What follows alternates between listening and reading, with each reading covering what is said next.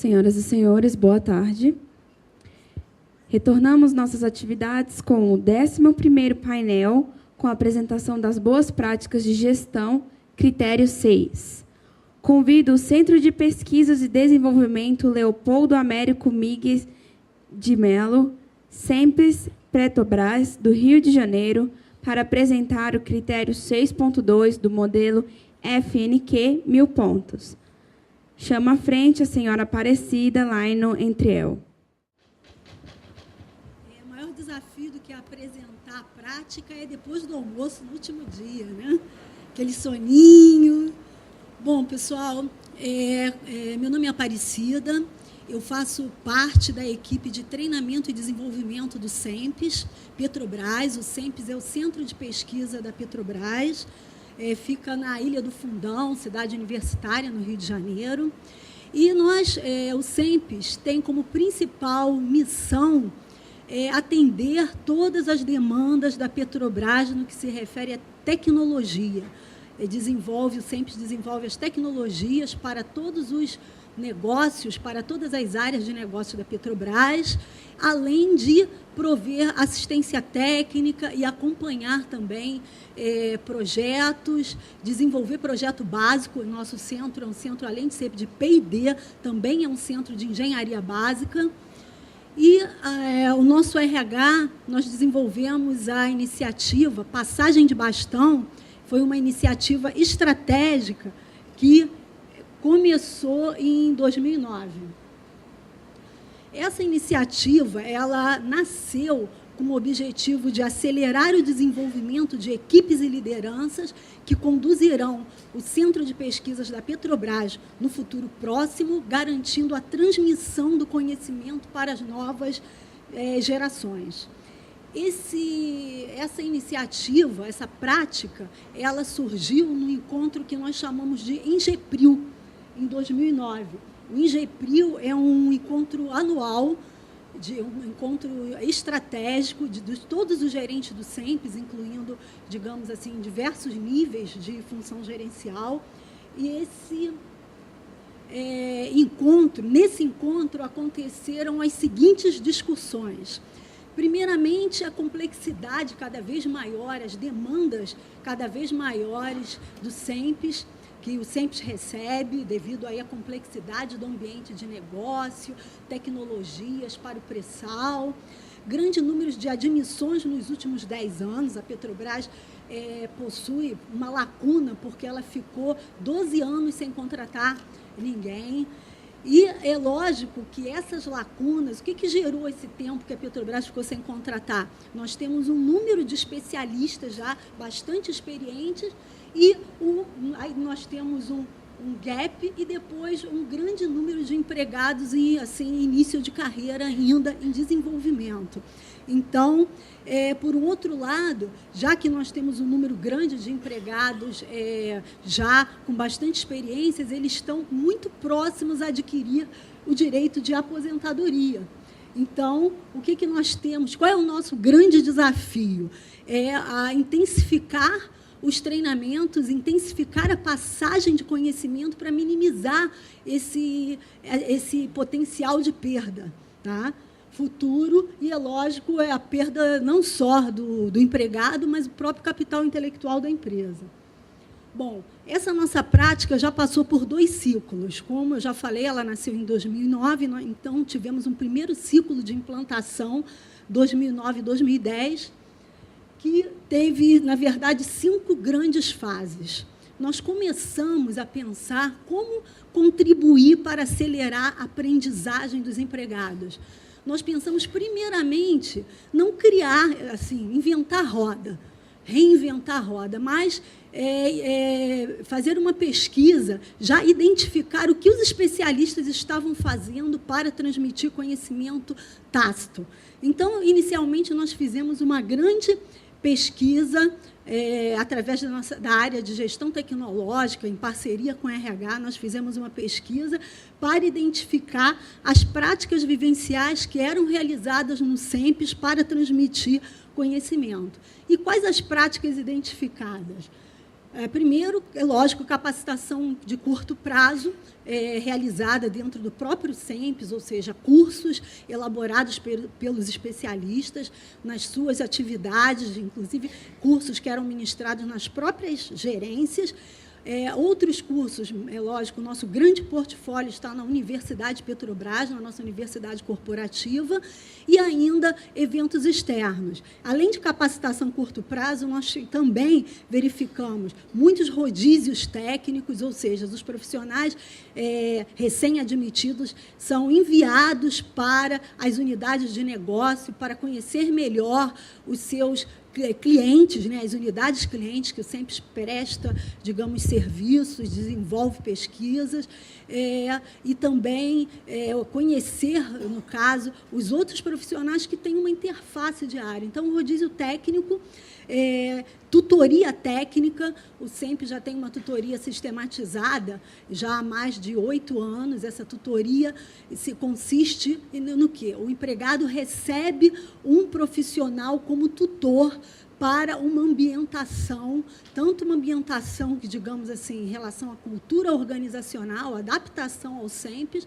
quanto uma ambientação em relação às próprias atividades no início da sua adaptação à sua carreira. Então, a própria tutoria técnica, estudos dirigidos, como se trata-se de um centro de pesquisa, os especialistas indicam bibliografias pertinentes à área técnica que o empregado vai atuar. Então, estágios vivenciais, que consiste em passar um período, normalmente agora já um tempo maior, 6 meses, muitas vezes 1 ano, no campo, na própria área de negócio, e depois retornar ao SEMPES para as pesquisas. Capacitação de longo prazo, que é mestrado, doutorado e pós-graduação lato sensu. E treinamento ainda no local de trabalho, tá? Que são atividades... Opa!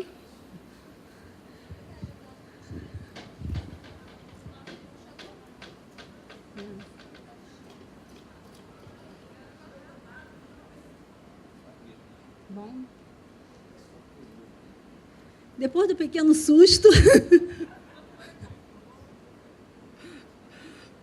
Bom, então, gente, voltando aqui, depois do pequeno susto, mas as grandes práticas identificadas permitiram que nós estabelecêssemos, nós organizássemos um portfólio e até nós procuramos documentar essas práticas e disseminar essas práticas no SEMPES, como vocês vão ver adiante. Então, o primeiro passo foi a identificação das práticas vivenciais. No segundo passo da implementação da iniciativa, foram identificar quais as principais disciplinas técnicas que o SEMPES trabalha. O SEMPES é um espelho de toda a Petrobras. O SEMPES presta serviço de desenvolvimento tecnológico para todo o sistema Petrobras. Então, essa segunda fase, na verdade, teve como objetivo iniciar a construção de um grande mapa de conhecimentos do SEMPES. Então, o que isso teve de novo em relação ao que nós vínhamos fazendo anteriormente? Antes, o próprio gerente, na verdade, ele era o responsável sozinho por fazer os PDIs, que significa os planos de desenvolvimento de toda a sua equipe, de todos os empregados sob sua responsabilidade. Com a iniciativa Passagem de Bastão, nós identificamos os especialistas, que são aqueles profissionais que realmente dominam as disciplinas técnicas, ou seja, nós denominamos aqui como orientadores técnicos. O próprio gerente ajudou o RH a identificar todos os especialistas em cada disciplina e as suas respectivas equipes. Esses especialistas nos ajudaram a estruturar, digamos, a passagem de conhecimento. Os especialistas são aqueles que detêm o conhecimento, ao mesmo tempo que eles transmitem conhecimento tácito, eles ajudaram o RH a construir planos de desenvolvimento para todos os empregados e, ao mesmo tempo, monitorar essa passagem de conhecimento, ao invés de ficar tudo na mão do gerente. Bom, a terceira fase, é lógico, identificado quais são as disciplinas, quem são os nossos orientadores técnicos que vão trabalhar com RH, Então, o terceiro passo foi já identificar com os próprios orientadores técnicos, que são os especialistas, quais são os principais conhecimentos que fazem parte das suas disciplinas. Ou seja, a gente avançou aí na construção do mapa de conhecimentos do SEMPES. Esses especialistas, que foram denominados, indicados como orientadores técnicos, eles nos também informaram quais são os outros empregados, além deles, dentro de cada disciplina, que existem outros empregados que dominam esse conhecimento, e quais são os empregados na equipe, em cada equipe, de cada disciplina que ainda estão em desenvolvimento, que precisam ainda de orientação diária. Então, através desses orientadores sentados, construindo lado a lado com o RH, nós construímos um grande mapa de diagnóstico de conhecimento do SEMPES. Quer dizer, quais são os conhecimentos relevantes, agrupados por grandes áreas de disciplinas técnicas, quem domina esses conhecimentos e quem são os possíveis sucessores, ou seja, quem está aprendendo com esses especialistas. Outra análise que nós fizemos com esses orientadores técnicos, os especialistas, foram quais os potenciais de perda. O que é isso, potencial de perda? Olha, dentro dessa disciplina, nós temos 3 especialistas, mas 2 deles já estão com a aposentadoria prevista para os próximos 2 anos. Então, quais os grandes potenciais? Olha, esse aqui está sendo muito assediado pelo mercado. Então, além de identificar quem detém o conhecimento, nós analisamos esses potenciais de perda e as principais necessidades de treinamento e desenvolvimento. Numa quarta etapa, nós, já de posse de todas essas análises, o mapa de conhecimentos pronto, nós começamos a elaborar um plano de desenvolvimento individual para cada empregado. Esse plano de desenvolvimento também foi feito com os orientadores. E o que ele teve de diferente em relação ao que o RH já vinha fazendo anteriormente? Primeiramente, esse plano teve um caráter plurianual. O que é isso? Nós não fizemos um plano para um ano. Nós verificamos digamos assim, um período de aprendizagem daquela disciplina e nós elaboramos planos que, olhando sempre como um todo, teve duração de 3 anos. Embora algumas disciplinas mais complexas, nós tivemos planos para essas disciplinas de 5 anos, algumas até 10 anos. E esses planos integraram, é claro, capacitação de curto e longo prazo, ou seja, treinamentos vivenciais, treinamentos, rodízios, toda essa parte vivencial que, lógico, é transmissão de conhecimento tácito e pós-graduações. Nós temos um projeto já estruturado de pós-graduação e capacitação, tanto capacitação interna, Universidade Petrobras, quanto capacitações externas. E a consolidação de todos esses planos de desenvolvimento permitiu ao gestor uma visão mais longa, um pouco mais médio prazo em relação ao desenvolvimento de suas equipes. Tá? Um exemplo de PDI, alguma coisa muito simples, tá? Só para vocês verem o que significa isso. Ele trouxe tanto os cursos desenvolvidos na própria Universidade Petrobras, cursos desenvolvidos no mercado e até mesmo instituições internacionais, capacitação de longo prazo, como aqui tem um exemplo de doutorado, e o mais importante que nós sinalizamos ali são as práticas vivenciais. Essas práticas vivenciais que, muitas vezes, elas eram, digamos, características de certas gerências. Uma gerência faz, outra não faz. Nós procuramos, durante essa construção, incrementar essa transmissão de conhecimento através de estágios, rodízios, treinamentos em local de trabalho e, é claro, de uma forma mais estruturada, registrando, inclusive, esse tipo de treinamento no currículo do empregado. Bom, a última etapa desse primeiro ciclo foi a classificação e validação dessas disciplinas. O que é essa classificação? Nós classificamos todas as disciplinas do mapa de conhecimentos em 2 eixos principais. Um eixo em relação à sua vinculação estratégica e um outro eixo em relação à criticidade, ou seja, disponibilidade, prontidão dessa disciplina. O que significa o eixo estratégico? O quanto essa disciplina ela está linkada com os negócios, com o plano de negócios e o plano estratégico da Petrobras. E o eixo de criticidade, é lógico, quanto aquela equipe está preparada para atender os desafios, ou seja, desafios pelo tamanho da equipe, você tem muita demanda para uma equipe pequena, ou seja, você pode ter uma equipe ainda muito jovem em termos de desenvolvimento e você ter desafios bastante complexos. Então, os gerentes classificaram nesses dois eixos, numa escala de 1 a 4, e essa classificação permitiu a priorização do RH para tratamento dos pontos de atenção.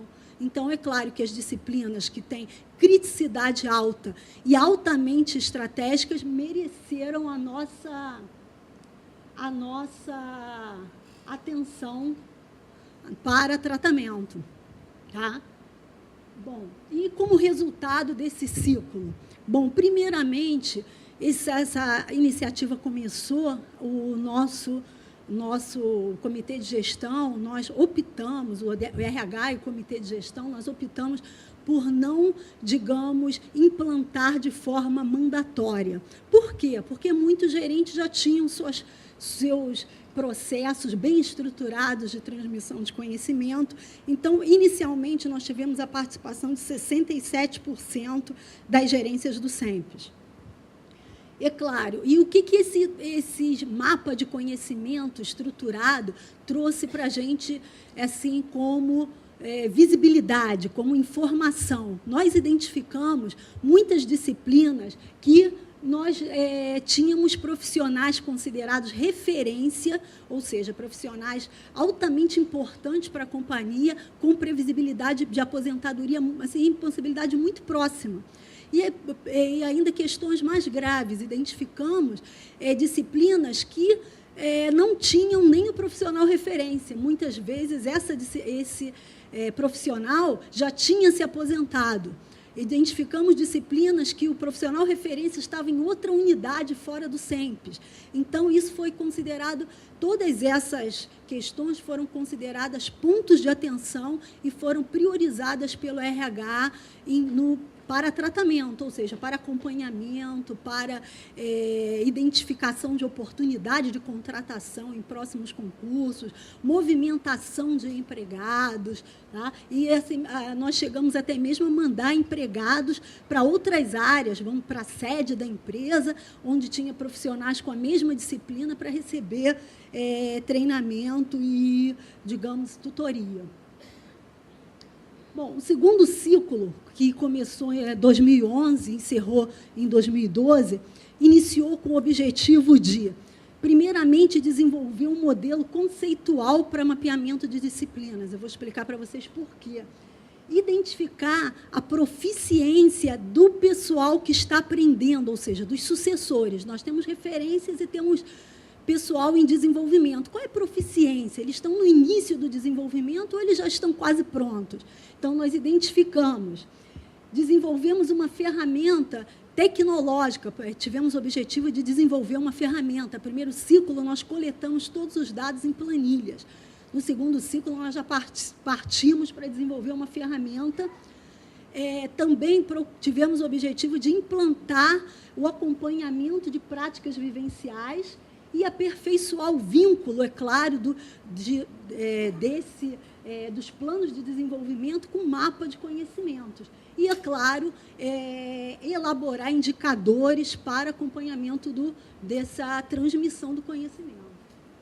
Bom, como eu falei para vocês, nós começamos com o objetivo de desenvolver um conceito. Por quê? Isso já foi uma lição aprendida do primeiro ciclo. Quando nós consolidamos os dados, nós vimos que alguns gerentes dividiram as suas disciplinas no nível mais macro, e outros detalharam demais. Ou seja, quando você junta, quando você consolida a todas as informações, a gente percebe um desnivelamento. Então, no segundo ciclo, nós atualizamos o mapa, mas, antes disso, nós desenvolvemos e apresentamos para o corpo gerencial um conceito, como esse mapa deveria ser pensado. E nós mapeamos, ou seja, atualizamos o mapa com o conceito de perfil profissional, que é um conceito da área de gestão de competências, do professor Joel Dutra. Então, nós aplicamos e fizemos uma revisão. E, ao mesmo tempo, os gerentes revisaram seus mapas com um novo conceito e eles avaliaram todos os empregados que estão em desenvolvimento, que chamamos de sucessores.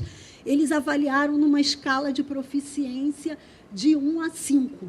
O que essa escala traz para a gente? Desde o empregado que ainda não demonstra nenhuma proficiência, aí começa a autonomia dos empregados que necessitam de orientação nas situações cotidianas, passando por aqueles que requerem orientações somente nas situações assim, não usuais, até o empregado que consegue ter autonomia e até mesmo ensinar aqueles que estão chegando. Então, todos os empregados do SEMPES foram classificados num desses 5 níveis. Bom, e como resultados desse ciclo, 2011, 2012, nós colocamos como resultado, na verdade, vocês podem pensar, poxa, 100% de participação é abrangência. Mas para o RH, que tem o grande desafio de engajar os gestores em atividades de transmissão de conhecimento e atividades de gestão, pesquisadores desenhando mapa de conhecimento e monitorando atividades de desenvolvimento, para o RH foi uma grande conquista, que o RH, digamos, conseguiu fazer um bom trabalho na primeira fase, e esse trabalho, é claro, se propagou e nós conseguimos ter a adesão de 100% das gerências do SEMPES. Hoje nós temos um mapa de conhecimentos completo, com as disciplinas já alinhadas ao conceito de perfil profissional e todos os empregados com proficiência avaliada. Ou seja, nós sabemos quem domina o conhecimento, onde está esse conhecimento e como está o desenvolvimento de cada empregado. Tá? Então, hoje, onde nós estamos utilizando esse mapa? Primeiramente, para a integração de vários processos de recursos humanos. Então, no edital de pós-graduação, nosso processo anual de pós-graduação, nós já enviamos para os gestores, previamente ao edital, quais as oportunidades, as lacunas que ele tem.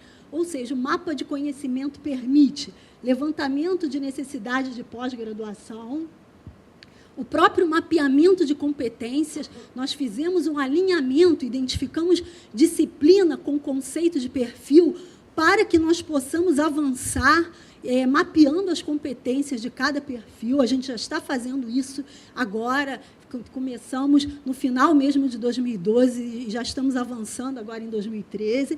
Gestão do conhecimento, vários colegas falaram aqui de indexação de documentos, elaboração exatamente de manuais, e hoje nós já começamos um grupo de trabalho para disponibilizar conhecimento e usando como referência essa árvore de conhecimentos que foi construída nesse mapa do passagem de bastão.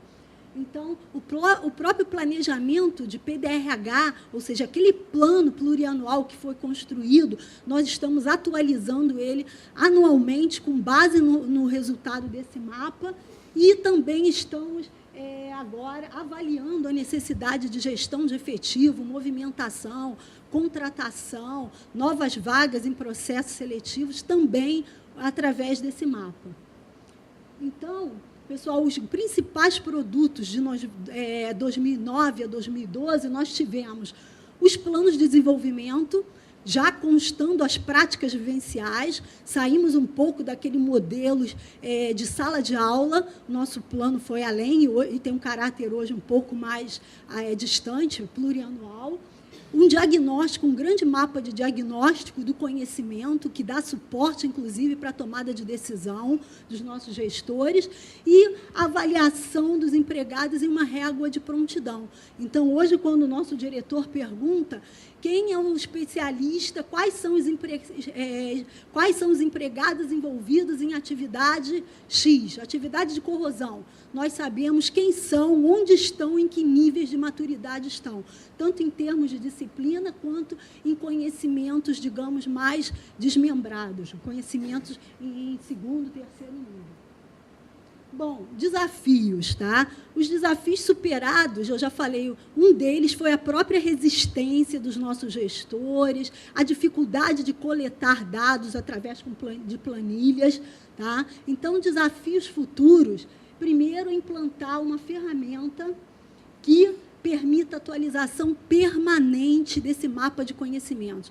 Nós vamos recebendo empregados, outros vão se desligando, se aposentando, então, implementar, aperfeiçoar cada vez mais o link desse mapa de conhecimento com os PDIs. É lógico, atualizar o mapa de conhecimentos, agora, próximos passos. Aperfeiçoamento dessas práticas vivenciais. Nós tivemos um avanço, mas ainda não consideramos assim, o ideal, está longe ainda do nível ideal de nós fomentarmos transmissão de conhecimento tácito. E agora, esse ano, nós pretendemos, esse ano, fazer já a segunda avaliação dos empregados, que vai nos permitir exatamente a análise da evolução da proficiência dos empregados em relação ao ano anterior. As nossas iniciativas estão dando certo, então, a partir do momento que nós avaliarmos se os empregados evoluíram nessa escala de proficiência, nós teremos aí os nossos indicadores de desenvolvimento realmente que vai nos mostrar o êxito ou não das nossas iniciativas. Tá? Muito obrigada. Agradecemos a participação da palestrante. Solicitamos que retorne ao seu lugar na plateia. Obrigada. Convido o Instituto de Pesquisas Eldorado, em Campinas, São Paulo, para apresentar o critério 6.3 do modelo FNQ 1000 pontos, senhor Danilo Ângelo. Boa tarde, pessoal. Meu nome é Danilo, eu sou gerente de operações do Instituto de Pesquisas Eldorado aqui em Brasília. O Eldorado é um instituto de pesquisas que ele foi fundado e começou a operação em 99. O foco do Eldorado é prover soluções tecnológicas de classe mundial para toda a indústria que tiver interesse. A gente começou com um foco bastante grande em telecomunicações. Hoje, TI, a parte não telecomunicações da TI, ultrapassou é a principal indústria que o Eldorado atende, mas a gente tem diversificado bastante. Então, a gente está na área de eletromédicos, está na área de automobilística, né? Então, automotiva. Automobilística também, a gente teve um campeonato de carros verdes, né, com energia elétrica, tal, e a gente participou, foi muito bem. Então, a gente está voltado para toda a área tecnológica. E a gente está vindo aqui falar sobre gestão de pessoas, sobre como que isso pode ser, como que a gestão de pessoas e a melhoria, o impulsionamento da melhoria de qualidade de vida pode ser estratégico para a organização. Não apenas como um benefício para o funcionário, mas estratégico para a organização. Bom, a gente veio apresentar dois programas internos no Eldorado. Um é o PIS, que é o Programa de Ideias e Soluções, e outras são as oficinas tecnológicas. Tá? Vocês vão ver que a descrição delas, elas têm dois pontos de partida diferentes, mas têm um enfoque muito parecido. O PIS, vou ler porque vocês vão ver como que é igual à descrição do outro. É um programa de estímulo à proposição, avaliação crítica e implementação de ideias inovadoras que podem melhorar a operação do Instituto. Tá? Enquanto que as oficinas tecnológicas é um programa de estímulo à proposição, avaliação crítica e desenvolvimento de temas tecnológicos inovadores que podem alavancar o volume de negócios do Instituto Eldorado. Pô, Danilo, por que são tão parecidos assim? Um a gente está falando de produto, o outro a gente está falando, né, de desenvolvimento tecnológico, o outro a gente está falando de processo, de azeitamento da operação. Por que é tão parecido assim? Porque, no final das contas, a gente está falando de inovação, dos dois lados. Mas, espera aí, Danilo, você não falou que era gestão de pessoas, melhoria de qualidade de vida? Não era disso que o Eldorado veio falar? Sim. E a gente vai ver que a forma como isso foi implementado, ela pode implementar essa gestão de pessoas, ela pode implementar a melhoria da qualidade de vida, sem perder o foco nas estratégias da organização, que é o que a gente quer. A gente quer benefício para o funcionário, mas não um benefício puro, né? Nada contra o benefício do funcionário, mas, se for feito do jeito certo, o produto é muito maior do que apenas o benefício para o funcionário, até para o próprio funcionário. Porque o resultado do Instituto é o resultado do funcionário, e, particularmente, o Instituto, como ele é um instituto sem fins econômicos, na verdade, a gente é totalmente iniciativa privada, mas a gente não tem um shareholder lá em cima, todo o resultado do Instituto é reinvestido internamente. É uma característica, alguns de vocês talvez trabalhem numa organização dessa forma, talvez outros não, né? Mas isso também acaba denotando como que isso pode, como o resultado até financeiro do Instituto pode impactar diretamente a melhoria de qualidade de vida do colaborador. Bom, vamos lá. Quais são os objetivos das duas oficinas? Estimular a criatividade, fomentar a inovação e organização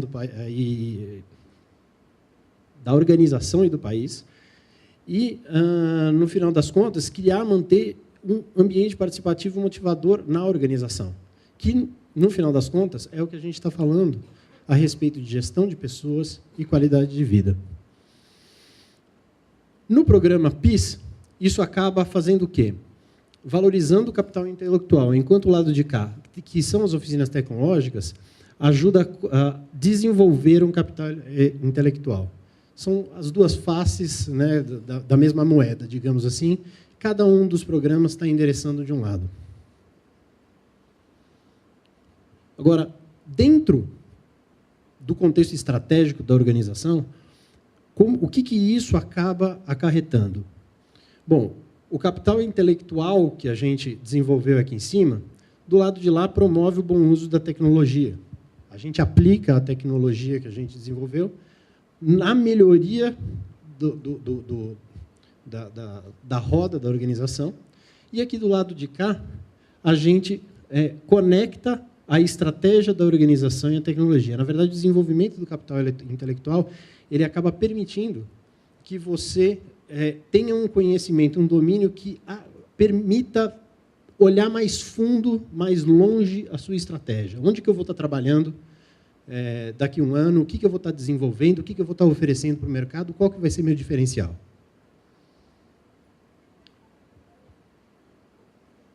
O bom uso da tecnologia no PIS ajuda a aprimorar a operação da organização, e aqui ajuda, do lado de cá, ajuda a gente a alavancar o aproveitamento de oportunidades. No final das contas, a gente está falando do lado de lá de reduzir custos, e quando a gente prepara a organização para oportunidades desse lado, a gente está falando de alavancar negócios. Tudo isso gera competitividade, tudo isso gera retorno financeiro. Então, a gente viu que uma prática que lá atrás tem o objetivo de melhorar a gestão de pessoas, a qualidade de vida, no final das contas, ela implica diretamente num retorno financeiro se ela for bem aproveitada estrategicamente. É isso que a gente quer para todos nós, certo?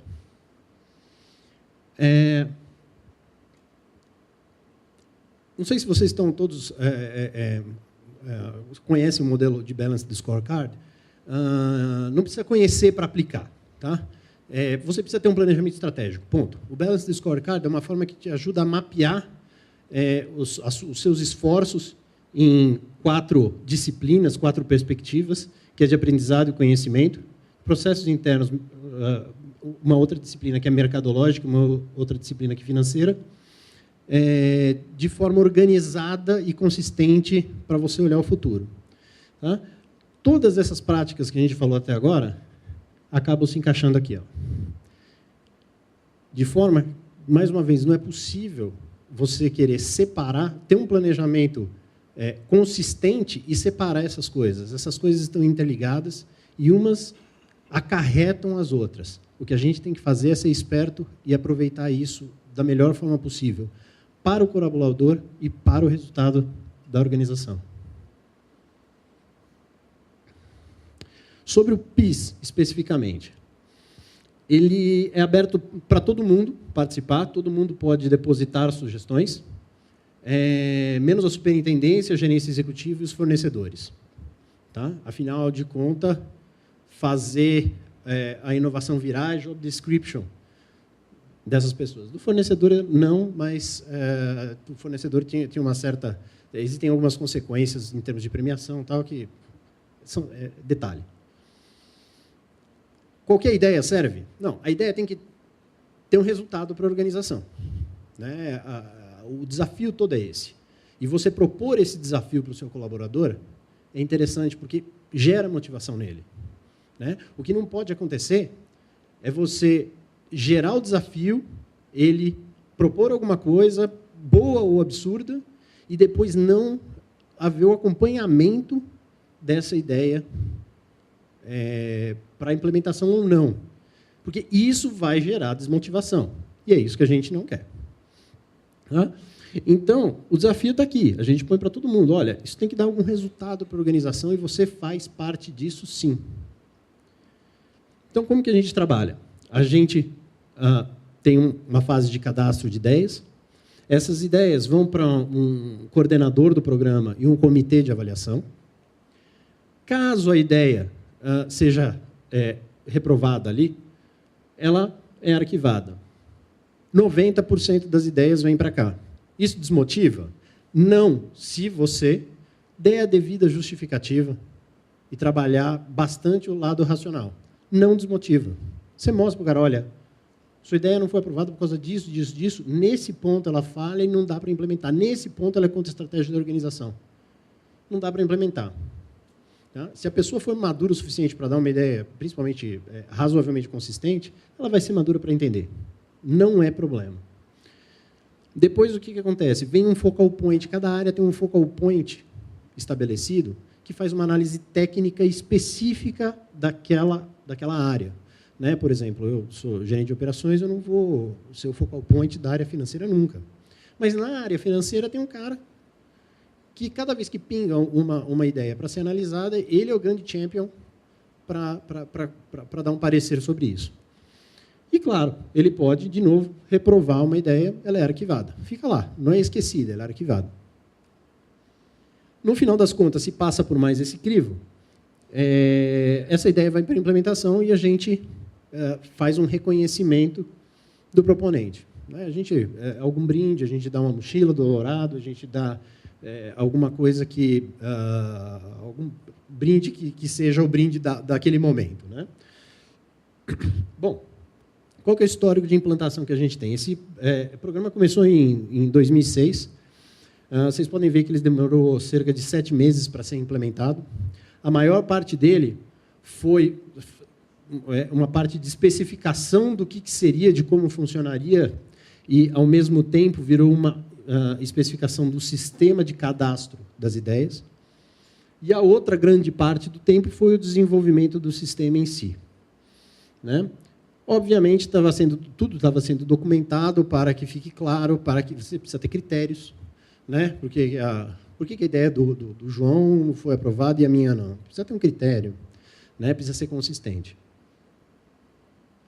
E, no final, no início de 2007, a gente fez o lançamento do programa, virou uma ferramenta institucionalizada no Instituto Eldorado.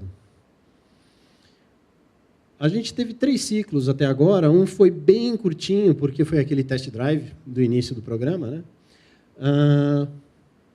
Mas, até hoje, a gente já chegou em 336 ideias submetidas, sendo que 41 foram aprovadas.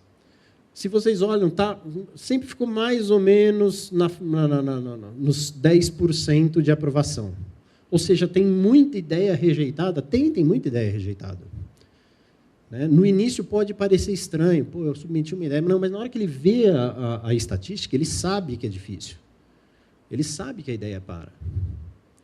Por isso ele sabe que uma ideia rejeitada não obrigatoriamente é uma derrota. Talvez ele tente melhor, mais forte da próxima vez, faça um planejamento mais consistente. E a submissão da ideia vai desde falar assim, simplesmente, trocar as latas de lixo por quadrada para resolver tal problema, sei lá. Quanto um planejamento bem de longo prazo. Olha, eu fiz um planejamento para trocar a lata de lixo, vai custar tanto, são tantas latas de lixo, tem que trocar nas 3 unidades, vai gastar tanto, mas vai economizar tanto. Então, tem ideias de todo range de maturidade que vocês podem imaginar. Uma boa prática é não exigir que o cara faça todo o planejamento de implementação, caso a ideia seja aprovada. Por quê? Porque você está matando a ideia na raiz, o cara não vai saber fazer isso. O cara acabou de entrar no instituto, tem uma baita ideia bacana. Você pede para ele fazer um planejamento de 5 anos de implementação, o cara pira, o cara não vai saber fazer. Né? E você perdeu uma ótima ideia. Grandes desafios. Implementar um sistema estruturado, consistente para registro das ideias. Desenvolver mecanismos para simplificar a análise de ideias. Isso aqui são os 3 principais. Tá? E trabalhar a cultura organizacional para conseguir a adesão. Cadê a Aparecida? Adesão é difícil, né? Mas dá, não dá? E dá um resultado bacana. Tá? O que a gente fez? Qual que foi as nossas soluções para esses desafios? A gente, para implementar um sistema, a gente vive disso. Então, a gente conseguiu um orçamento, montou uma equipe e desenvolveu como se fosse um projeto qualquer. Né? Desenvolvo um projeto para um cliente, desenvolvo um projeto interno, fiz. Mecanismo para simplificar a análise de novas ideias. A gente estabeleceu aqueles 2 níveis de aprovação, onde tem um mais geral, que tem um olhar mais estratégico, né, um olhar mais sênior, mas ele peca na capacidade da avaliação técnica lá no operacional. Se passa desse cara, vai para aquele champion da área, né, aquele ponto focal, que ele acaba fazendo o julgamento técnico que fica faltando. E quanto à cultura organizacional, a gente trabalhou bastante na apresentação do programa, fez treinamentos, deu palestras sobre a gestão criativa, né? E acabou dando bastante certo. Resultados do PIS. Resultados tangíveis. 366 ideias implementadas, 41 foram implementadas, 11%. Joguei 90% fora? Joguei, mas as que sobraram foram cirúrgicas. Né? Resolveram problemas de custo de telefonia, resolveu o problema de economia de energia elétrica, resolveu o problema das coisas mais variadas possível. E a gente gerou uma economia de R$276 mil em 6 anos. É relevante? R$276 mil. Não se esqueçam, esse é o resultado tangível. É a ponta do iceberg. A gente aqui está fazendo gestão de pessoas. O que são os resultados intangíveis? Impacto positivo no clima organizacional. Além dos 276K. Impacto positivo na política ambiental. Economia de água, luz. Além dos 276K. E aprimoramento da qualidade dos processos da operação. Acaba gerando inteligência isso aqui. Além dos 276K. Mas 270... Não, quem não quer ter 276K a mais no próprio orçamento? Eu quero. Tá? Isso viabiliza outras coisas. Viabiliza você fazer um outro PIS, por exemplo, um outro projeto. Né? Então, é uma boa ideia. É uma boa ideia desde a gestão de pessoas até a gestão financeira. É estratégico. E aqui alguns dos reconhecidos nesse tempo todo, nesses anos todos. Tá? Isso ajuda a organização a ser uma organização mais leve, em todos os sentidos, até no motivacional. Oficinas. Essa já é uma iniciativa, são projetos, né, que são abertos para todos os funcionários da organização, tá? Até superintendente, até todo mundo. Né? Na verdade, da forma como a gente organizou, a gente exige a participação do superintendente porque, de fato, é estratégico. De fato, a gente quer que ele acompanhe. E, como o PIS também, ele abrange as 3 unidades do Instituto Eldorado. Bom, qual que é o fluxo das oficinas? Tem uma fase 1 de geração de ideias. A gente começou a rodar as oficinas no ano passado, 2012. Em 2012, o perfil foi esse. Foram levantados 31 temas de desenvolvimento tecnológico. Isso é desenvolvimento tecnológico mesmo. Tá? É para fazer algo que ninguém fez no mundo ainda, pelo menos não dessa forma. É para fazer uma coisa diferente. Quando a gente entrou na fase de planejamento e verificar a viabilidade de fazer aquela pesquisa, a gente acabou selecionando 7 temas. Claro, todo o projeto, o programa de oficinas, estava limitado por um budget. Quanto tempo eu ainda tenho? Estava limitado por um budget. Né? Então, a gente tem que fazer as adequações possíveis. Então, da mesma forma que a gente corta a maior parte das ideias, a gente corta a maior parte dos temas de oficina. Seria legal abrir o máximo possível? Talvez seja estratégia para algum tipo de organização. Talvez focar em outros, em alguns temas, seja estratégia mais interessante para outras.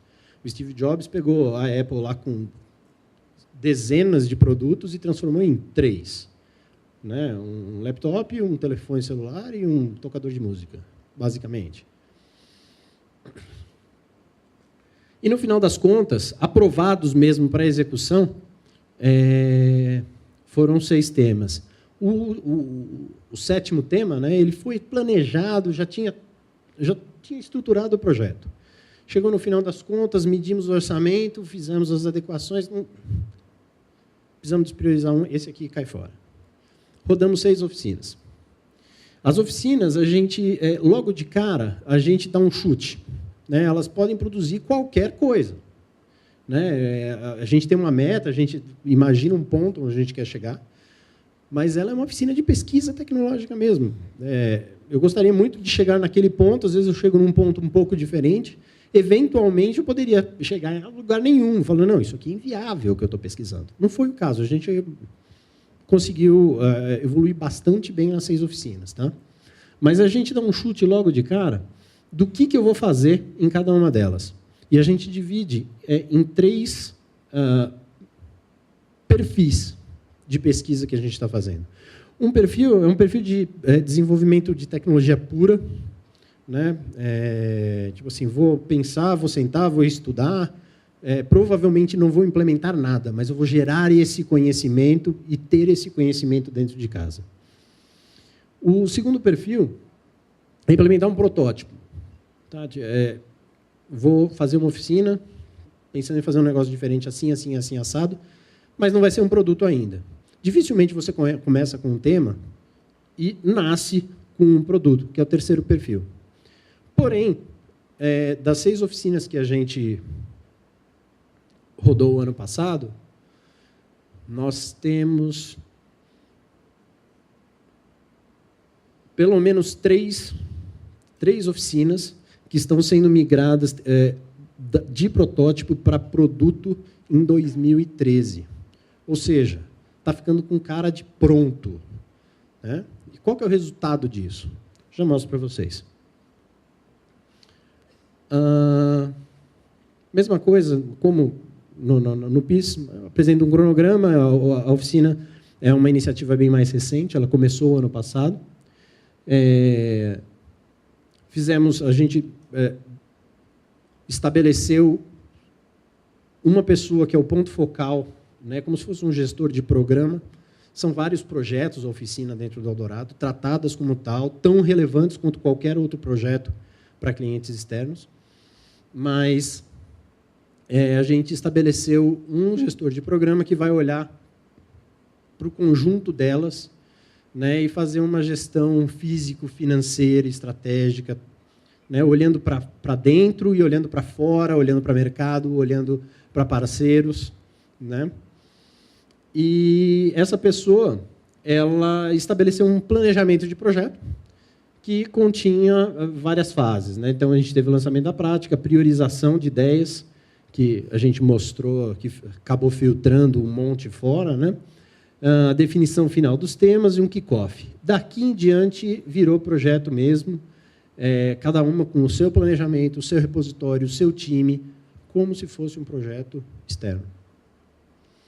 Tudo isso acompanhado internamente, cada time fazendo o seu acompanhamento juntamente com esse gestor de programa, mas também com acompanhamento executivo. A gente fez questão de não perder essa oportunidade, eu acho que até obrigação, porque na hora que a gente quer que um programa como esse seja estratégico, um programa como esse, que a princípio não está gerando faturamento algum, mas com uma vista de conseguir algum faturamento no futuro, e a gente precisa que ele não morra, a gente tem que ter um apoio top-down. A gente tem que ter um convencimento executivo e da superintendência de que o programa é relevante e que ele vai continuar tendo apoio no futuro, porque senão isso desmotiva as pessoas. E é o que a gente não quer. Justamente a ideia é o contrário disso. As oficinas acabaram gerando um monte de coisas, né? Geraram os resultados delas, os subprodutos, produtos de protótipo, né? Não quero falar produto porque não são oficinas de produto ainda, mas gerou um conhecimento fantástico dentro da organização que acabou se convertendo em treinamentos, tanto interno quanto para algum público externo, conforme havia a afinidade, né? Se tivesse algum grupo parceiro que tivesse uma agenda parecida, a gente incluía nesses treinamentos. Treinamentos de alto nível, tá? Não é simplesmente um treinamento de uma tecnologia específica, como a gente está, um treinamento de C. Não, estou falando de computação paralela, utilizando os últimos avanços na computação multicore, etc. E tal. É um exemplo, mas é coisa bastante específica e bastante profunda. Palestras, que é um treinamento mais light, né? É uma apresentação geral, até para que a organização inteira, leiga ou não naquele assunto, né? Às vezes uma oficina é leiga no outro assunto, mas existem outras áreas que podem ser leigas também. De forma que a gente estabeleceu um nivelamento do entendimento sobre o que o Eldorado estava fazendo. E, por fim, as demonstrações dos resultados. Pô, Daniel, só tem 5. Uma não teve demonstração do resultado? Não, teve uma que era tecnológica pura, né? Na verdade, ela gerou um relatório. Esses caras aqui geraram produtos mesmo. Geraram produtos de software, produtos de hardware. Então, eles são demonstráveis, né? Houve uma entrega de relatório por uma das oficinas que era meramente tecnológica, né? Então, mas a gente não classificou como demonstração. Quais foram os desafios que a gente enfrentou na implementação dessas oficinas tecnológicas? Primeiro, visão de tendência de mercado. A gente precisa acertar, certo? A gente precisa fazer o melhor que a gente pode para conseguir acertar sobre o que pesquisar. Como que eu faço isso? Como que eu desenvolvo uma coisa que vai ser o que vai ser a coqueluche daqui a 3 anos? É difícil. Mas a gente tem que fazer o melhor possível para tentar investir o dinheiro, o esforço, a motivação das pessoas da melhor forma possível. Outro desafio, alocação não exclusiva de pesquisadores. A gente não está, embora a gente fale assim, não, é um projeto totalmente igual aos outros projetos que a gente tem no Eldorado. A gente faz gestão do mesmo jeito. Então vamos contratar uma equipe para desenvolver esse projeto? Não. Eu quero motivar as pessoas que estão dentro de casa. Eu não quero contratar outras. Eu quero aproveitar o que eu já tenho dentro de casa, que é muito bom, né? Então, o que acontece? Eu vou ter que pegar pessoas que estão interessadas ali dentro para motivá-las, para motivar os outros que estão vendo que as pessoas estão tendo a oportunidade, né? Mas se eu contrato de fora e trago de fora, a estratégia do Eldorado não seria investir em quem está aqui dentro. Então, não é isso que a gente quer. A gente quer, de fato, alocar as pessoas que estão dentro de casa já fazendo outra coisa. E como que eu faço isso? A outra coisa vai ser mais importante? É outro desafio. E trabalhar a cultura organizacional para conseguir adesão, atração dos pesquisadores, né? Vender isso internamente. Bom, a gente não é propaganda aqui, mas é difícil falar sem falar, né? A gente tem uma assinatura do Gartner, é um lugar excelente, assim, um repositório excelente de conhecimento tecnológico. Então, a gente fez uso bastante intensivo do Gartner para decidir ponderar, né, e decidir quais as oficinas, quais os temas seriam interessantes. A atração não exclusiva de pesquisadores, lembra que eu falei, precisa ser uma estratégia top-down, precisa estar comprado na camada alta da administração? Então, é isso aí. Se a gente, uma vez que isso esteja estabelecido como uma estratégia top-down do Eldorado, por motivos financeiros, mercadológicos, de gestão de pessoas e tudo, fica muito mais fácil de você falar, agora você para de fazer o seu projeto que você está fazendo, vamos acudir esse projeto, não vamos deixar ele quebrar. Mas para de fazer isso aí, vem fazer isso aqui que é estratégico. Isso aqui está pagando o seu almoço de hoje. Vamos fazer o que vai pagar aqui o teu almoço de amanhã. Né? E deu certo. E, por fim, a cultura organizacional. Constante divulgação, a gente tem um sistema interno de televisão e rede social, constante divulgação disso, constante divulgação dos resultados para os outros projetos conseguirem, para os projetos externos mesmo, conseguirem aproveitar esses resultados. Né? Então, isso ajudou bastante. Resultados. Tenho 30 segundos. Os projetos alavancados pelas oficinas, não estou falando das oficinas, os projetos que as oficinas acabaram alavancando porque a gente tinha o conhecimento de casa, em 11 meses justificaram o investimento. 11 meses, menos de um ano. Eu tive o retorno da oficina inteira, de todas as oficinas, com o resultado de algumas. Conseguimos 5 treinamentos técnicos de altíssimo nível para as próprias oficinas e para a organização inteira. 6 palestras não tão profundas, mas de altíssimo nível também. Resultados intangíveis. Integração de pessoas de projetos diferentes. Pô, eu estou trabalhando num projeto, e assim, a gente trabalha com non-disclosure agreements ferrenhos. Então, o cara que está trabalhando lá num projeto específico da área de hardware, trabalha numa sala de porta fechada, né, e não conhece quem está trabalhando de cá num projeto que tem sala fechada também de software.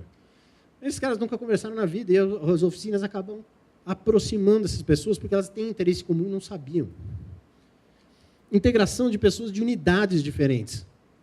As oficinas eram projetos pequenos, tá? 3, 4 pessoas. Às vezes, a gente conseguia dar um pico, aproveitar algumas pessoas que estavam disponíveis e crescer um pouco o perfil, mas, mesmo assim, a gente conseguiu desenvolver oficinas cross-unidades. A gente foram 2 das oficinas, inclusive, a gente desenvolveu aqui em Brasília. E tinha gente envolvida lá em Campinas. Né? Então, deu um conhecimento maior sobre o próprio umbigo do Eldorado. Pô, eu conheço você agora. A gente pensa, a gente quer fazer a mesma coisa e não sabia. A gente conseguiu isso. E, no final das contas, o aproveitamento de sinergia entre oficinas. Uma oficina começa a pesquisar uma coisa ali, outra oficina começa a pesquisar uma coisa para cá. No meio do caminho, elas se cruzam, porque tinham alguma coisa específica, e uma ganhou com a outra, e a outra ganhou com a uma. Se aquela oficina fosse sozinho, ia dar o resultado de 2. Se essa aqui fosse sozinho, ia dar o resultado de 2. Mas elas se cruzaram, trocaram conhecimento e geraram um resultado de 5. O que você acha de resultado humano nisso? Entendeu? O cara que sai daqui de Brasília, se ele tivesse sentado aqui no projeto dele, ele ia estar lá, sentado, fazendo o projeto dele. Ponto. Ele sai daqui de Brasília, vai para as outras unidades, para demonstrar para as outras oficinas que estão acontecendo lá quais são as boas práticas, o que eles descobriram na oficina de cá.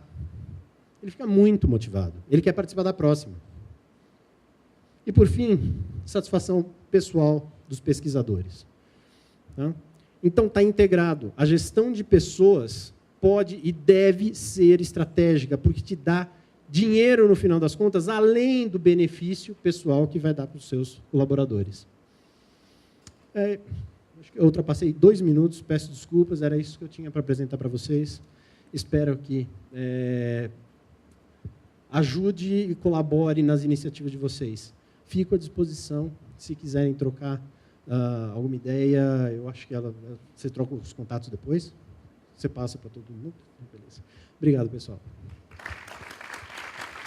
Eu convido agora os demais palestrantes para montarmos a mesa e abrirmos a rodada de perguntas. Olá, boa tarde. Sérgio Knorr, MCTI. Aparecida, o homem, para chegar na Lua, venceu uma atmosfera. Acho que certamente já deve ter escutado isso. Mas para chegar ao pré-sal foi necessário 100 atmosferas para ser vencidas. Ou seja, o desafio tecnológico que a Petrobras vem enfrentando para chegar no pré-sal é realmente incrível. E o SEMPES é a base, acho que, dessa tecnologia que é desenvolvida unicamente no mundo para chegar no pré-sal. A minha pergunta, eu coloco o seguinte: tem muitos institutos de pesquisa, né, com grandes professores, grandes mentes, né, só que não há sucessores, né, e esses professores acabam se aposentando, né, e aquela linha de pesquisa acaba morrendo e o instituto acaba perdendo talvez uma área de boa prospecção, né, que tinha uma boa competência em cima disso, né. Também, dentro da gestão de competências, né, conhecimento você consegue aprender. Você vai para a universidade, você vai para a pós-graduação, faz um curso no MIT, né, mas as habilidades, né, que são as experiências, são difíceis de serem transmitidas, né. Eu queria que tu nos dissesse assim, qual é a dica que você coloca para as instituições de pesquisa tecnológica, né? Qual é a dica para que não ocorra essa quebra de conhecimento entre os professores mais graduados que vão se aposentando, né, e que vão deixando a instituição, né? E como realmente transmitir, a minha segunda pergunta é como transmitir essa experiência, né, dentro da gestão de competência, né, essas habilidades, como transmitir isso de um professor, né, para o seu sucessor. Muito obrigado. A sua pergunta é uma grande, digamos, é um grande desafio para todos nós, que mesmo nós que estamos numa organização privada com muitos recursos, principalmente a Petrobras tem uma grande universidade corporativa, tem um grande portfólio de treinamento, mas nós no SEMPES acreditamos bastante nas práticas vivenciais, ou seja, no compartilhar conhecimento no dia a dia, lado a lado. Como você mesmo colocou, existem muitas oportunidades de treinamentos formais em sala de aula, nós temos muitas redes e contatos internacionais, um programa estruturado de pós-graduação. Então, agora o maior desafio é o lado a lado. Então, desde que o pesquisador ingressa no centro de pesquisa, primeiramente, ele ter um tutor para cuidar da ambientação dele, desde a adaptação. Segundo, fomentar, como o nosso colega colocou muito bem, fomentar uma cultura de transmissão do conhecimento. Para que essa cultura seja fomentada, é importante que exista reconhecimento e recompensa atrelado. Tá? Então, desde reconhecimento e recompensa simbólico, nós temos prêmio de inovação Petrobras, nós temos várias oportunidades de reconhecimento, mas também temos uma carreira de especialista, ou seja, o empregado, quando entra na Petrobras, ele, a um determinado momento do seu desenvolvimento, ele pode optar por seguir a carreira gerencial ou ser remunerado para continuar sendo especialista e compartilhar. Então, na Petrobras, a missão do especialista é transmitir conhecimento. Então, quando ele abraça essa carreira, ele sabe que ele deve dar aula na Universidade Petrobras, passar experiência, registrar essa experiência e, lógico, mesmo assim, no dia a dia, nós temos que fomentar essas práticas. Rodízio técnico, estágio vivencial, e engajar os especialistas para a formação dos empregados recém-admitidos. Agora, isso é uma tarefa árdua, constante, mas nós entendemos que é no dia a dia e atrelado a reconhecimento. Indagaria a doutora Aparecida a respeito do centro da Petrobras. No meu entendimento, ele estaria voltado para P&D na área de produção. Mas percebemos que ele também perpassa a área de gestão no que concerne à estrutura orgânica e funcional. Ou seja, ele hoje abrange todas as instâncias administrativas e operacionais da Petrobras. Olha, administrativa, área de gestão, hoje nós já temos no SEMPES, iniciamos bem recentemente uma rede tecnológica de gestão para estudar modelos de gestão. Mas no SEMPES nós refletimos um espelho de toda a estrutura da Petrobras, não só produção, mas exploração também, enfim, todas as áreas de negócio da Petrobras e também engenharia básica, que prover com projeto básico e acompanhamento e assistência técnica a todos os empreendimentos que são implementados. Então, hoje o SEMPES é um espelho de todos os negócios da Petrobras, não somente a produção. Boa tarde, parabéns pela apresentação, tanto a Aparecida quanto o Danilo. Sou Jaqueline, da Diretoria de Metrologia Legal do Inmetro. E a minha pergunta vai para o Danilo. Eu gostaria de saber, Danilo, se existe alguma classificação dessas ideias que são arquivadas, porque talvez para o momento não seja viável, economicamente viável, e aquela ideia pode ser utilizada em outros momentos. Se existe essa classificação, como elas são tratadas quando elas são arquivadas? Quando eu apresentei, eu falei que a ideia ela é arquivada, ela não é esquecida, né? Então, de fato, ela é conhecimento, ela não deixa de ser um conhecimento. Não é porque uma ideia não foi aprovada que ela deve ser descartada.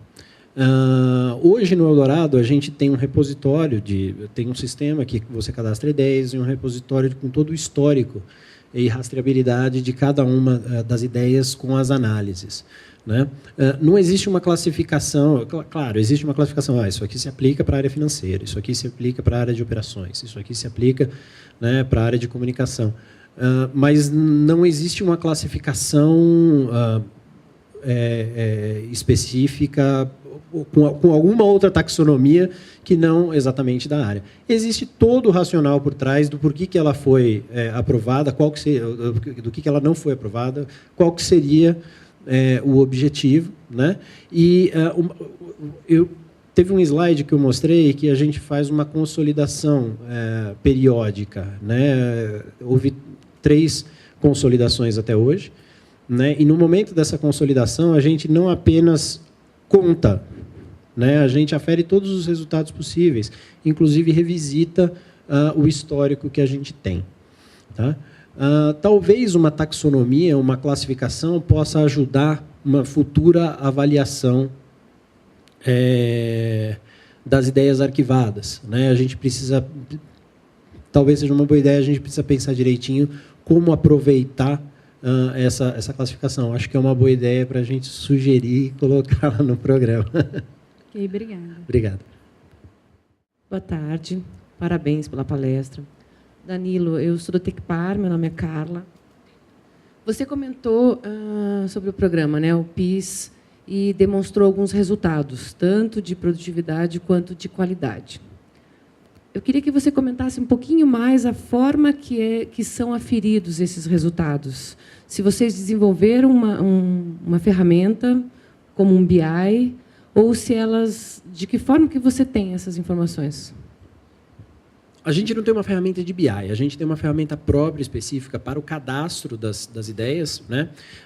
Mas o período de avaliação e os critérios de avaliação de uma ideia consideram fazer um planejamento da ideia como se fosse um planejamento estratégico de um produto a ser colocado no mercado, né? Então, a gente faz uma projeção do que seria o Eldorado sem ela, faz uma projeção do que seria o Eldorado com ela, faz um planejamento da implantação, quanto que eu vou gastar na implantação, quanto que eu vou economizar se eu não implantar, né? Porque, às vezes, a ideia é ótima, economiza 1 milhão no ano, e eu gasto 1,5 milhão para implementar, não vale a pena, né?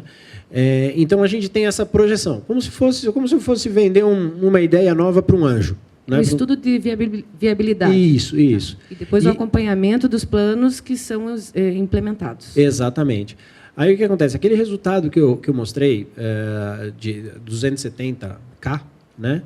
Ele é um resultado já considerando os gastos que eu tive, que eventualmente eu não teria se eu não implementasse as ideias, né? Então, aquele resultado é real. Tá? Aquele resultado eu estou 270K mais rico do que eu estaria. É claro que, se eu não tivesse implementado, o mundo seria outro, eventualmente alguma outra ideia poderia aparecer e ter mudado, né? Mas, considerando a inércia, né? A projeção inercial e a projeção frente à ideia, aquele resultado é, de fato, a diferença. Okay, respondi a sua pergunta? Sim, obrigada. Boa tarde, Renato Frota, da FCAP. Gostaria de fazer uma pergunta para a Aparecida, depois mais duas para o Danilo. Aparecida, como é que vocês conseguem detectar quando um profissional importante para a Petrobras, da Sempre, está sendo assediado pelo mercado? Com que ferramentas ou critérios? E o que vocês fazem? E para o Danilo, nós estamos pretendendo implantar um programa similar de ideias na FCAP esse ano.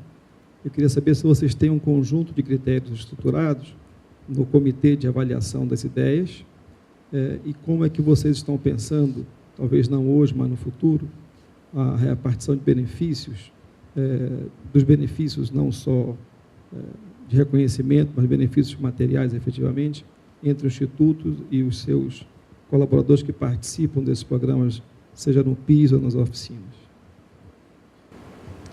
Bom, em relação à sua pergunta, também é uma pergunta bastante assim, desafiadora, né?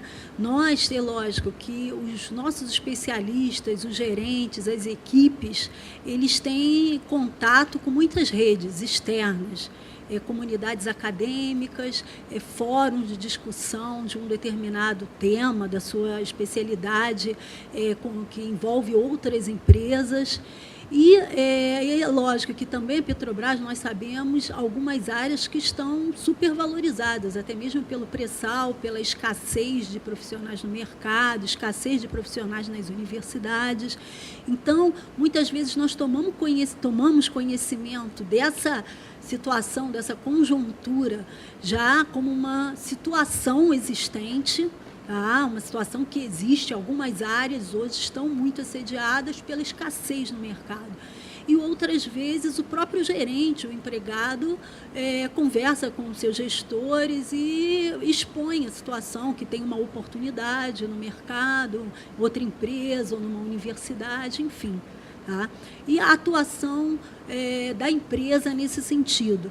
É claro que você procura sempre estimular o empregado com uma perspectiva de carreira, principalmente quando é um empregado que está num tema relevante. A Petrobras, o RH procura conversar com o empregado, o gestor procura conversar com o empregado. Algumas vezes nós temos sucesso nessa abordagem, tanto do gerente, com um novo desafio, com, digamos, uma perspectiva que ele consiga enxergar seu potencial dentro da empresa, mas algumas vezes, infelizmente, hoje o mercado está bastante agressivo, algumas vezes nós não temos sucesso. E para que a gente consiga evitar essa perda do conhecimento, que o passagem de bastão, né? Esse nome já é sugestivo, né? Você passar o bastão para o seu sucessor. A ideia é justamente essa, você ter sempre uma equipe com sucessores capazes de dar continuidade naquele projeto, naquele conhecimento. Desculpa, qual que é o seu nome de novo? Renato. Renato, formatar um programa de estímulo à criatividade, ele não é simples. Tá? É muito difícil você estabelecer critérios extremamente objetivos.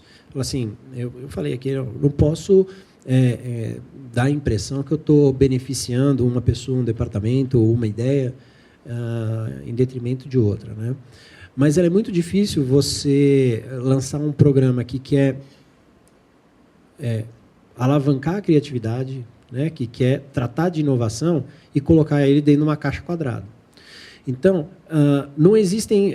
a gente não trabalha com critérios específicos, critérios extremamente objetivos que permitam você colocar uma ideia numa planilha, contabilizar linhas e colunas e ver qual a ideia que soma mais pontos e implementar aquela ideia. Mas não quer dizer que não existam critérios. Tá? Existem alguns critérios que eles não são numéricos.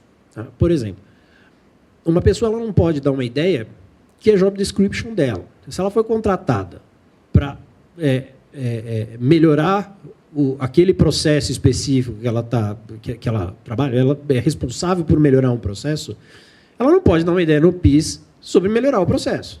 Né? Um desenvolvedor que o job description dele é sentar na cadeira e fazer o melhor programa possível, dar ideia para melhorar o programa faz parte do trabalho dele. Não é uma ideia que ele poderia submeter. Mas ele pode submeter uma ideia de utilizar uma ferramenta nova, de institucionalizar uma ferramenta nova para melhorar o próprio trabalho dele e do time do lado, e do colega do lado. Né? Então, se for job description, a princípio, não pode. Outra forma que a gente encontrou para avaliar as ideias é fazer o que a colega perguntou. A gente não pode simplesmente implementar uma ideia porque ela parece ser uma boa ideia. A gente tem que avaliar de forma consistente, até porque os nossos recursos são escassos, né? E a implementação de uma ideia dessas exige um orçamento, exige um projeto. Né? Às vezes não, às vezes é coisa pequena que você resolve, troca a cor da tomada, sei lá, alguma coisa e resolve algum problema específico, excelente. Mas tem aquela ideia que exige um planejamento mais profundo para você ter certeza que você vai começar e terminar o seu projeto, começar e terminar a sua implantação. Né? Então, um outro critério seria uma ideia que parasse de pé frente a um planejamento consistente que vai ser escrutinado tanto pelo board, o board mais estratégico, quanto pelo champion ali, pelo ponto focal. Né? Tinha pensado mais uma coisa que tinha.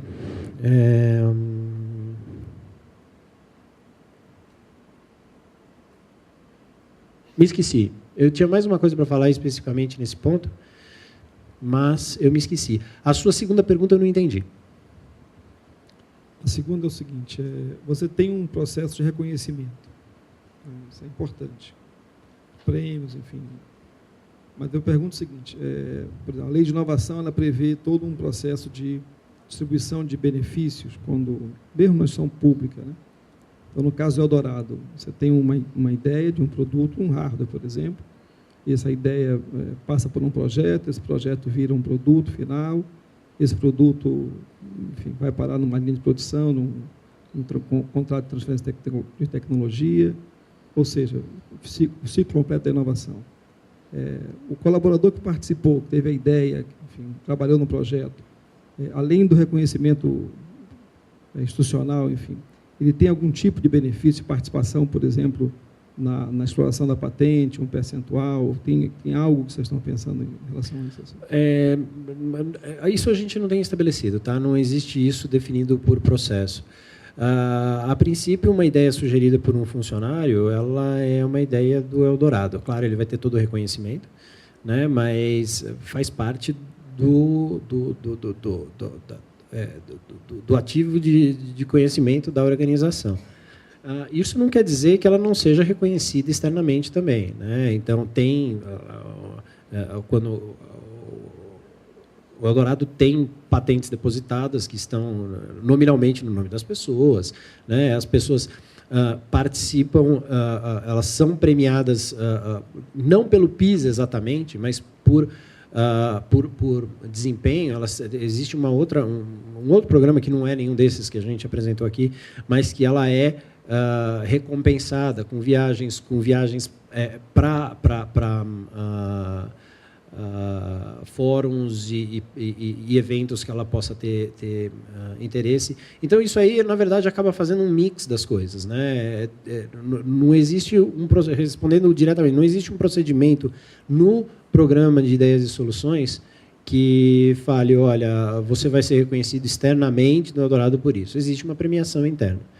Mas existe um conjunto de políticas de gestão de pessoas que permitem, sim, que elas sejam reconhecidas de outras formas. Não sei se eu respondi a sua pergunta. Não, ok, respondeu. Obrigado. Boa tarde. Meu nome é Vivian, eu trabalho na FCAP.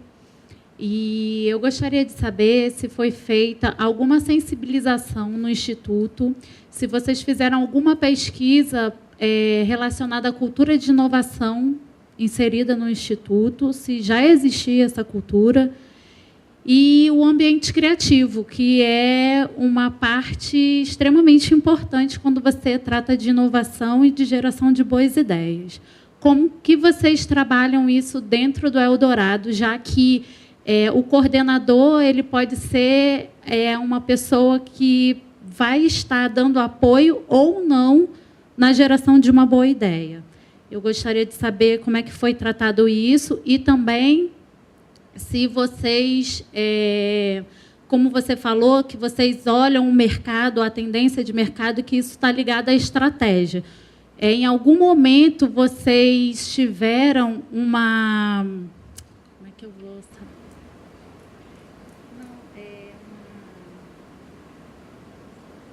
Eu esqueci a palavra. Sim, fica a primeira pergunta, então.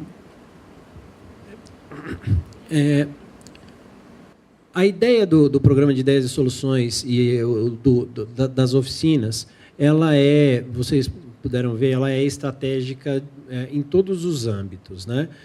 Então, o conjunto dessas frentes de trabalho acabam por si sendo, quando a gente está voltando para a inovação, está olhando o que a gente pode fazer para inovar, vamos fazer um programa de ideias e soluções. O que a gente está fazendo para melhorar o clima interno, quantas pessoas, vamos fazer o programa de ideias e soluções. Agora, vamos inovar, vamos tentar inovar agora com a oficina, vamos melhorar o clima com a oficina.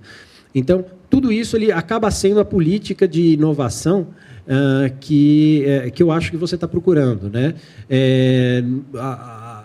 Não existe, como eu respondi para o colega, não existe uma forma de você fechar muito o que é inovação. Você tem que deixar muitas variáveis, né, de controle livres para que as ideias fora da caixa apareçam, né? Então, existe o quê? Existe um planejamento. O que é o PIS? Está muito bem detalhado o que é o PIS. Tem um procedimento interno falando do que é o PIS, explicando o que é o PIS, como que ele deve funcionar, quais são os envolvidos, quais são os responsáveis, qual é o fluxo, né?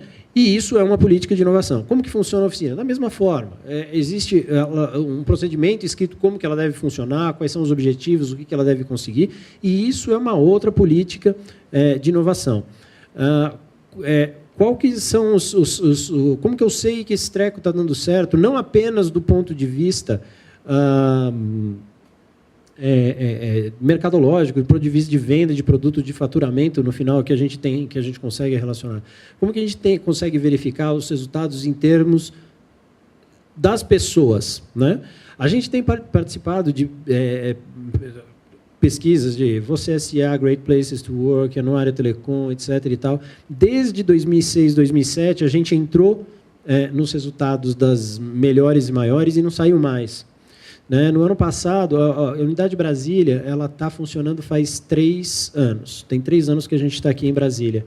O ano passado, a gente recebeu o prêmio de 9ª melhor empresa para se trabalhar no Centro-Oeste. né? Então, a gente vê que as pessoas gostam, se você anda pelo Eldorado, quando elas estão falando da oficina que ela está trabalhando, ela tem muito interesse em ver aquilo funcionar. Ela tem muito interesse em mostrar para o Eldorado que a oficina dela está colaborando com algum projeto que não tinha nada a ver com a oficina. Ela tem muito interesse em perceber que o Eldorado está reconhecendo ela por ela ter colaborado, fazendo uma palestra em algum lugar sobre o tema que ela pesquisou, né? E, além disso, tem as pesquisas internas de satisfação e clima organizacional que a gente faz, né? Novamente, o resultado, em geral, tem sido bom, né? Em Brasília, a gente está vendo um crescente constante, né? Desde que a gente abriu. Então, é muito difícil você medir você é feliz no trabalho, né? Quando dá uma nota de 1 a 10, é difícil você mesmo, como pessoa, conseguir falar o quão você é feliz, se você é mais feliz do que o colega, se você está mais feliz que o ano passado. Mas, através dessas ferramentas, diretas ou indiretas, a gente tem percebido um bom resultado. Tá? Quer complementar a pergunta? Eu lembrei da segunda pergunta.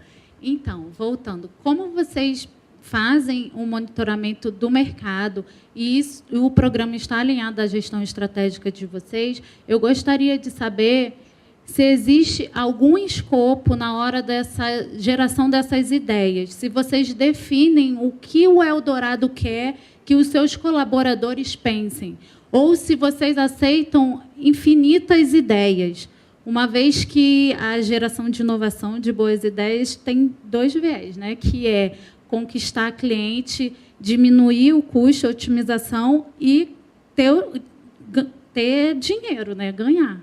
Tá, eu quero agradecer você, porque você perguntando isso me fez lembrar o que eu fiquei devendo de resposta para o Renato. Tem uma coisa que está envolvida nas respostas, nas 2 respostas, que é um outro critério para a gente selecionar ideias, seja para o PIS, ou seja para as oficinas, é sobre o que a organização quer ser, né? Então, é difícil você falar, principalmente para um instituto de pesquisa, o que ele quer ser, né? A gente foi criado para ser um centro de desenvolvimento tecnológico, mas para onde? Vamos para o petróleo? Não é o nosso métier hoje, né? Mas a gente quer trabalhar com petróleo? Não sei, né? Agora, uma coisa que pode balizar bastante é o fato da organização ter uma declaração de valores, uma declaração de código de ética, de código de conduta, né? Então, isso ajuda bastante a filtrar, principalmente no programa de Ideias e Soluções, né, que a gente está falando de formas diferentes de trabalhar, formas diferentes de fazer coisas diferentes. A gente pode fazer uma análise se uma determinada ideia ela está condizente com os valores da organização, se está condizente com o código de conduta da organização, né? Então, esse é mais um critério. É um critério, de novo, não numérico, né? Ele não é um critério objetivo. Mas, se você fez uma declaração consistente de valores e o seu código de ética, o seu código de conduta ele é consistente, se você conseguiu escrever aquilo de forma consistente, provavelmente você consegue fazer uma análise, mesmo que não seja numérica, para verificar se alguma ideia bate ou não com os seus valores. Quanto ao mercado, especificamente, como eu falei, a gente usa uma ferramenta, um serviço de uma empresa que ele é muito bem conceituado, e o produto deles é esse, né? É fazer previsões bem feitas de mercado. Eles, a ideia, basicamente, deles é que eles têm lá os gurus deles, e esses caras, se não acertarem, estão na rua, simplesmente... Né? Não sei exatamente como que eles tratam, mas esse é o produto deles, né? Eles acertam sempre? Não, de forma alguma. O Eldorado ele conta também, pelo seu estatuto, o cara mais alto ele é o superintendente, né? O cara mais alto, o CLT. De novo, a gente não tem shareholder, né? Mas a gente tem, eu falei de planejamento estratégico, a gente apresenta um planejamento estratégico para órgãos deliberativos acima do superintendente, né, de forma que essas pessoas que compõem esses órgãos por estatuto, eles ajudam a gente a fazer gestão. A gente tem um comitê, uma diretoria, tem um comitê fiscal, por exemplo, e tem um negócio que a gente chama de comitê técnico-científico. Quem participa do comitê técnico-científico? Bambambãs da academia e bambambãs do mercado. Tá? Então, eventualmente, quando a gente precisa de uma... Bom, toda aprovação financeira, vamos gastar 100 mil a mais em alguma coisa, tem que passar pela diretoria. Então, a gente já não fica ao léu de uma pessoa, de uma organização interna que pode estar viciada na forma de pensar. Mas não apenas isso, com o comitê técnico-científico, é mais um apoio que a gente tem para conseguir uma inteligência crítica para que nos ajude a não fazer um investimento numa tecnologia ou numa ideia que seja julgado que já esteja morrendo, que não vale a pena. Né? Muita pesquisa, muito acompanhamento de mercado, tanto quanto a gente consegue fazer paralelo às nossas atividades operacionais, mas não tem fórmula. Né? Eu acho que você tem que estar acompanhado, achar as pessoas que fazem bem e trabalhar junto com elas para conseguir fazer isso. Muito obrigada aos nossos palestrantes. Podem retornar ao lugar de vocês na plateia.